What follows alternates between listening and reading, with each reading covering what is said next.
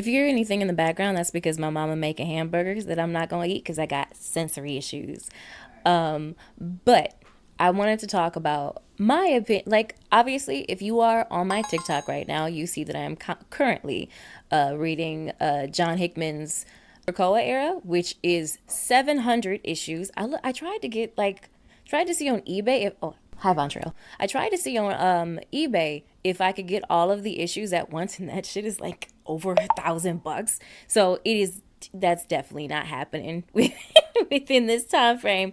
But while reading that, I'm reading quite a few things at the same time, and one of those things is One World Under Doom. And I would like to say to my glorious, repugnant king, holy shit, first of all, because the twist, I love everything about it. From seeing Doom on top of a Doom T Rex and all of the beautiful, vibrant colors coming from the Krakoa era, like the current chapters that I'm at, and the beautiful, beautiful art, the set pieces, the writing, and then going to One World Under Doom feels like coming from peak to peak. It's like it's like making your cake and eating it twice. Is that how that? That's not how that go at all. But basically to say it's amazing. It is amazing. But I do have my commentary on the twist, obviously. What would be the point of this? Now, there has been a discussion for ages about objectively how illogical, or at least morally illogical, is it to have that sacrifice of the few for the many. And I know from certain perspectives that that can be a much more, let's say, easy conversation to have, or at least it's easier to come to the, I guess, what you would call the correct answer of that conversation. But being, you know, all of these things, it's hard for me to see that, and this is spoilers for the twist, by the way, that he is in fact using, like, as and children even using the energies and the essence of the people of Latveria to power, basically make himself more powerful as a sorcerer. And this is after showing all of the good things that he wanted and was doing for the entirety of the planet. He even has a conversation with Valeria, who his goddaughter, which I love, that makes a lot of sense for him. I feel like that he would accidentally pride himself into a situation like this. Like, of course, he did get the title of Sorcerer Supreme from basically scamming the fuck out of Stephen Strange.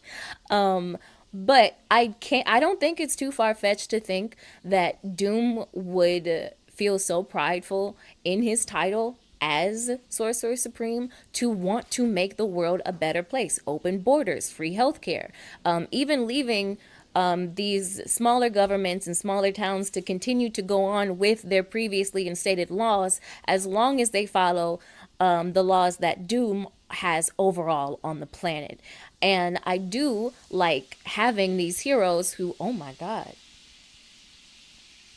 I do like having all of these heroes who we've seen for decades, seeing their very noble and honorable ideals that they've had over generations, as I said, and having this group of heroes basically look like a bunch of haters is, I think, a very funny concept, especially when it's revealed that Doom did not use any like sorcery in terms of hypnotizing these politicians or the UN into, I guess, being subservient to him, but really just using public opinion to sway them into wanting Doom to be ruler, because I think he's tried this at least twice before. Um, and I feel like at least this has been his most successful attempt, maybe his shortest, but his most successful attempt. And I do like the twist being revealed via conversation, especially with Reed Richards and Doctor Doom. And I would just like to add also, I am reading Mark Waid's run of Fantastic Four going into the Jonathan Hickman era, into like Secret Wars and all that. And seeing Mr.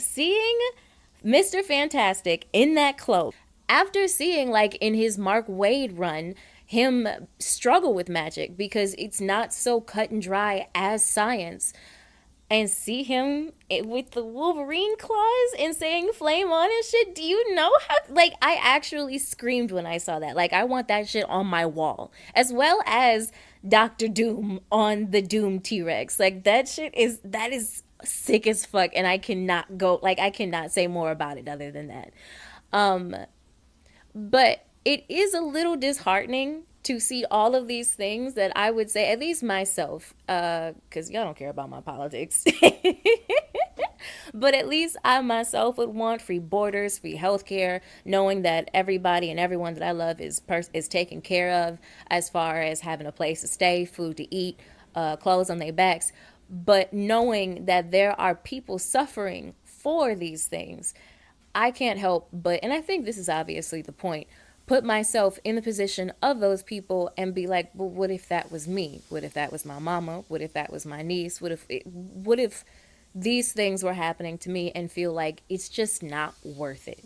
Now, I know a lot of people can look at this twist and think that it's a little lackluster, because to some people it is a much easier conclusion that the few over the many is objectively, I would say, I guess technically it would be the correct answer, but as we can see historically, very much is not.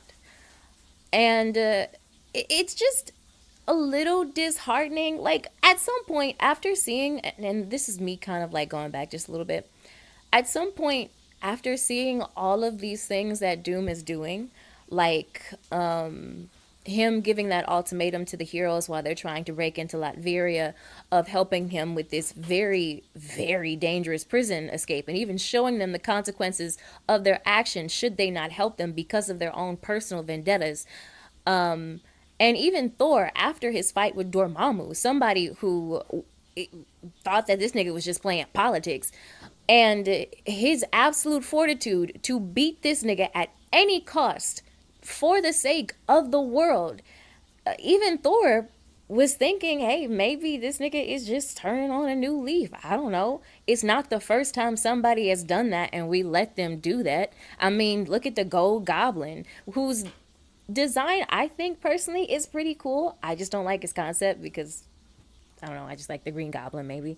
But you've had so many heroes in the past. Like, I saw a YouTube video talking about this, that, like, that is basically why the Thunderbolts, or at least the first Thunderbolts, was made, because it had become such a routine for villains to basically be like, I'm good now, and then for the heroes to be like, okay, and that's it. Like, even Iron Man has had his points in the past that I think I have previously talked about on my TikTok, where he has been a bit repugnant himself. But even so, you can still be redeemed for it through acts of kindness, growth, and, just generally trying to be a better person. And even Thor brought up Odin as an example, which I feel like was a very good example to bring up, because we see Odin as a good Allfather. We see, is he the Allfather? I don't think I'm saying that correctly, but let's pretend I am. Odin is basically a good force within the Marvel comics. We can all agree on that. Even when they did the God, what was it called when they showed Odin's previous adventures on Midgard, with versions of current heroes like Black Panther, and that really amazing design. I think they added it on Marvel Rivals, actually. Hey, Von Trail. And like I said, it's not that far fetched for him to have turned good.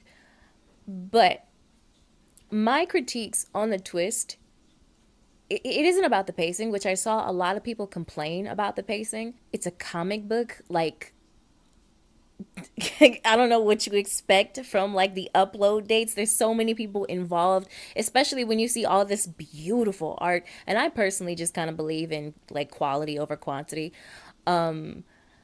I have no problem with that, especially after reading this most current, like, Ultimate series, with it going month by month in real life. I personally just don't understand the critiques on the pacing, but maybe it's just not for me to understand.